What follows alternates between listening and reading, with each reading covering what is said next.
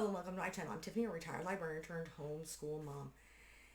And in this video, we're going to be continuing our theme on swans, specifically looking at connections not only specifically to Swan Lake, but to the Grimm's fairy tale, The Six Swans, which I have already covered. So this is The Flight of Swans by Sarah McGuire. This is a retelling of the Grimm's fairy tale, The Six Swans. And it very much, at its core, covers that story where you have a princess and her six brothers. Their mother has died. Their father comes home with a new stepmother who eventually turns the brothers into swans. And their sister has to stay silent for a period of time while sewing them shirts out of stinging nettles. And she cannot speak for this entire time. And she is eventually found by a prince and brought home, even though she's not talking. I don't know if she has children with him before she starts talking, and eventually as the time runs out, she has almost all the shirts completed, but she has one sleeve missing, and she's able to throw them on her brothers, and they turn back into humans permanently. Again, it's very similar to Swan Lake, only it's not a lady. It's six brothers who are swans by day and human princes by night. Now, this is not a story for young children. This is almost 400 pages. It is definitely for middle grades and up, because it does in fact get very, very dark. So what happens in this story is their father goes missing. He comes home and with this new queen. And he's enchanted. And all of a sudden, they're banning cloves from the castle. And on the queen's orders, one of the stable boys is beaten pretty severely. And at first, our main character, which is our female protagonist, what is her name?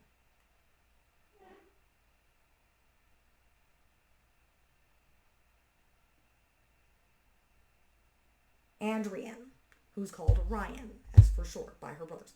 Now, her brothers are at first very much enchanted by the new queen. She is not. She does not trust this woman. She does not like this woman. Something is up. She's eventually able to snap some of her brothers out of it. And then when she stands up to the queen, her father banishes her. So that snaps the rest of her brothers out of it. But that night, before she's able to be taken in the morning by the queen's men, she leaves and she escapes. But her brothers do in fact find her.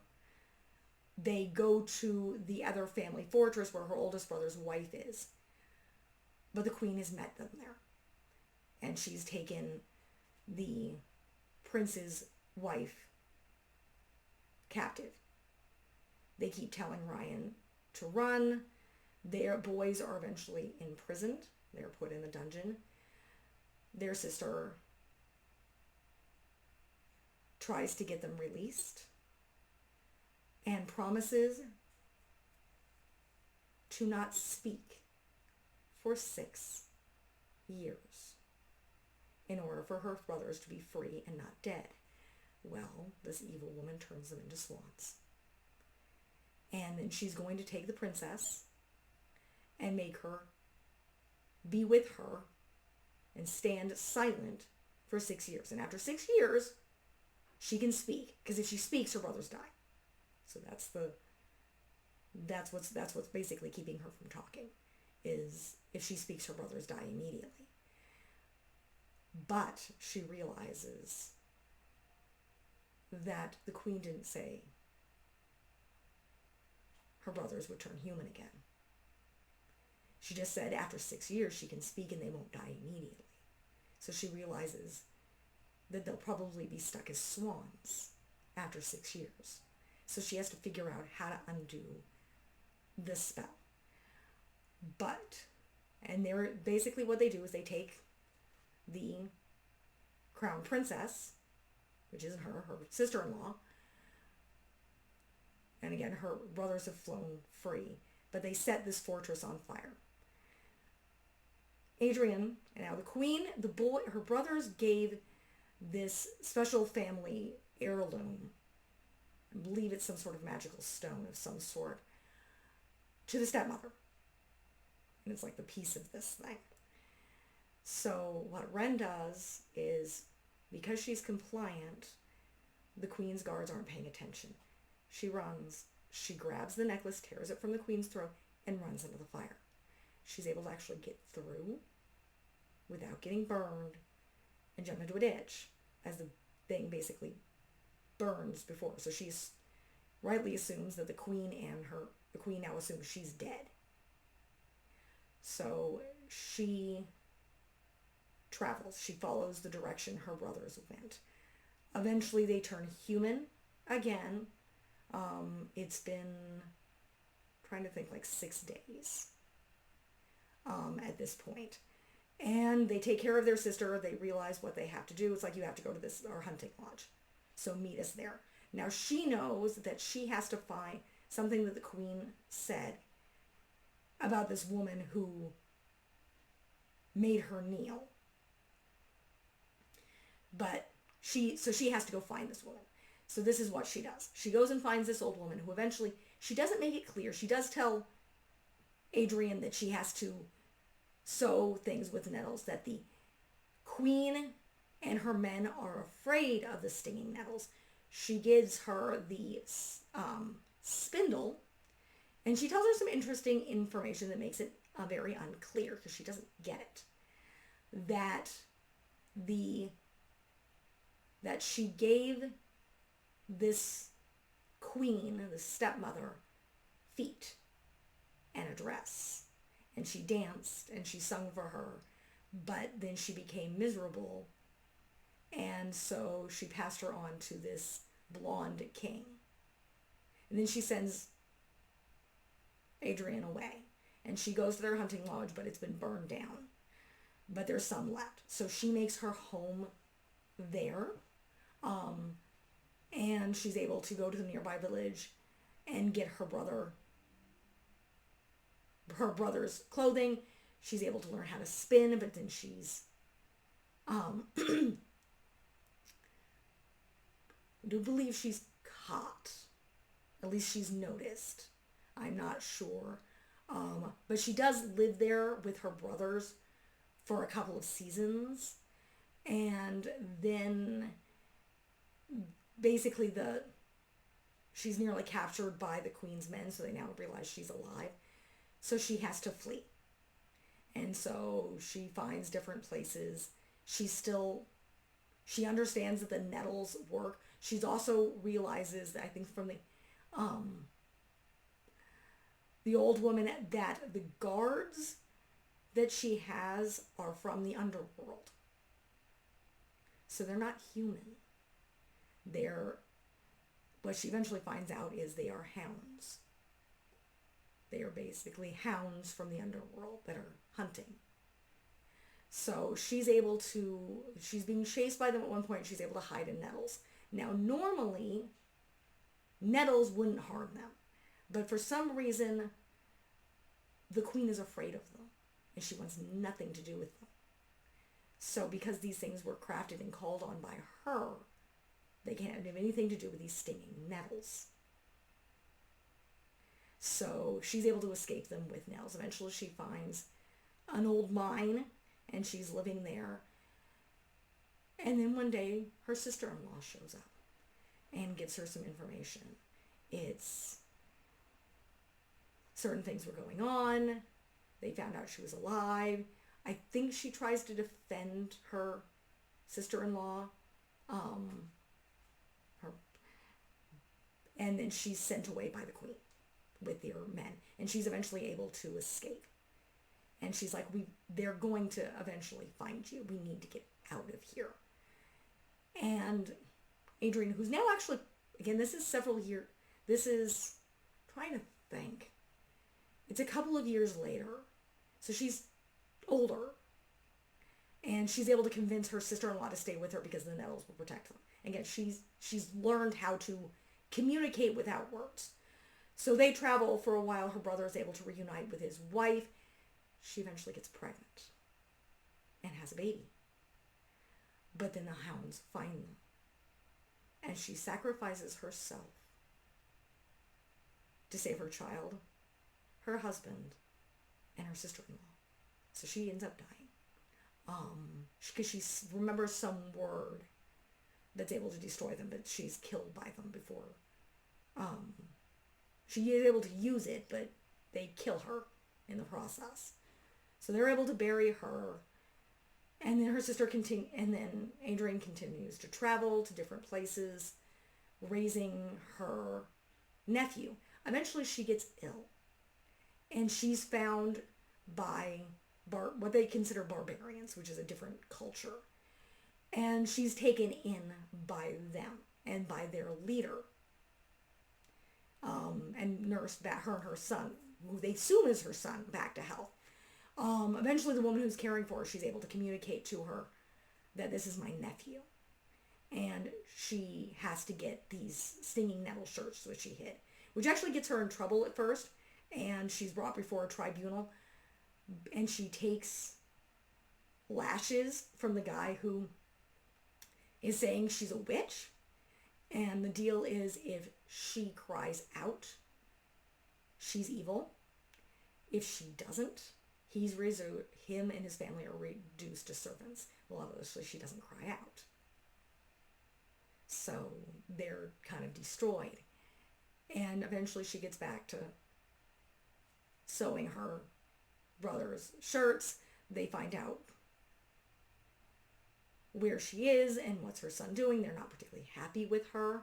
They do not want her telling anybody about them. It is getting close to those 6 years. They are very, very close. So this is, by the time she is found by the barbarians, the Rye, I believe, is the name of their king. They're less than a year away.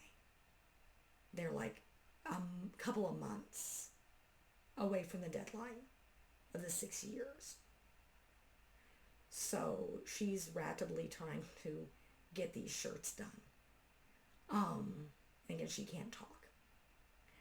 Eventually the queen comes.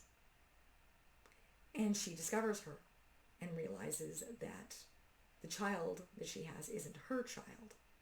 He's the crown prince. He's her brother's child. So even if Ren's brother, Adrian, stays a swan forever, he had a child. So that child is the heir. So she wants them dead. And it does turn out that the king is her son. So the man who's actually in love with Rye, the king, is the son of this evil queen witch creature. So what ends up happening is she's imprisoned while they go to... Now, she tries to escape. And she sends the woman who's been taking care of her, who she now trusts, who knows what the heck is going on at this point, with her son to go find her brothers and to find the stuff and hide, to get away from the queen. And shortly thereafter is when she finds out that her lover, the man she's in love with, is the son of this woman who transformed her brothers and has bewitched her father.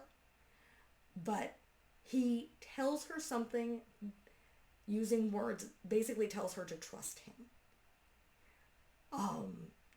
in a different form that he doesn't, basically telling her, it's like, I'm going to go along with her, but I don't trust her.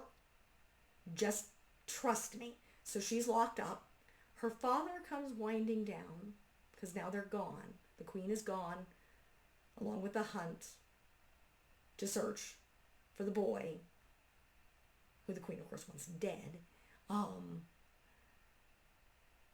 And she's able to briefly get her father back. But then the queen, I do believe it's the queen's men, come to try and kill her. And they end up killing her father. And then, of course, the queen shows up. And then Rai shows up, and she's like, and of course she says, like, the queen's like, I burned everything. And basically she demonstrates that she killed the son. Killed Rai's nephew. Not true. So, but then I do believe, not exactly, how does it end? It's kind of confusing, because then you do find out, this is very much set in Celtic lore. Oh. Let me see how she dies. I read this in one sitting, so last night. Let me get back.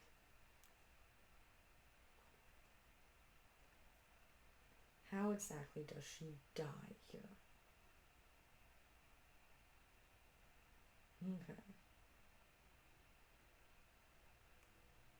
Alright, let's see.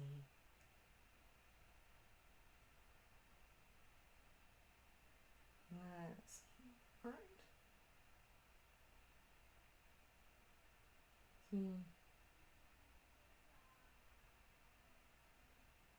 Let's see. Alright.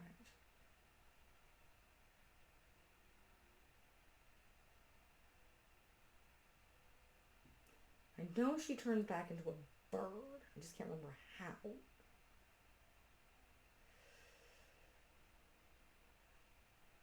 Let's see. Yeah.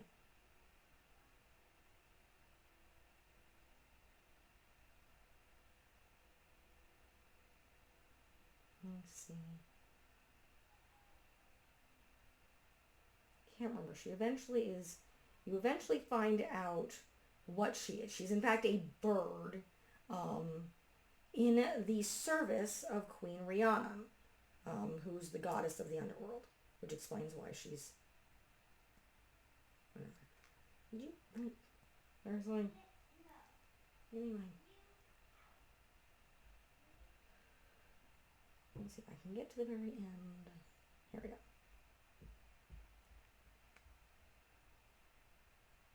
Yeah, so everything's been burned.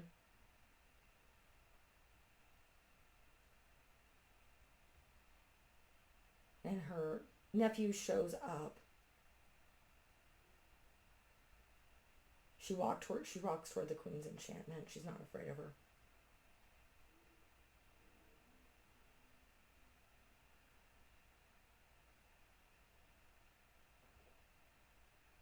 All right, the queen.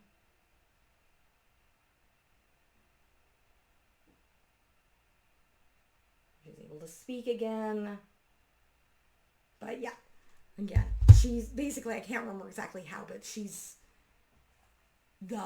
essentially she's called back. She turns back into a bird, so that answers the question of what she was. And so she's taken away. And they're eventually able to get the shirts back on her brothers, similar to the original tale. Again, one sleeve is missing. And she goes home for a while with her brothers. But in the end, she's going to return because she's in love with this other king. So that is the story.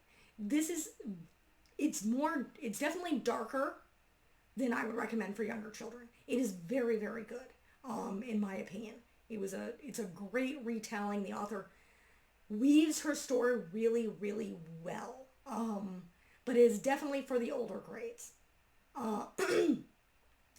It's great if you're looking into mythology, particularly for the older kids, and you're looking at particularly folklore involving birds and swans and stinging nettles.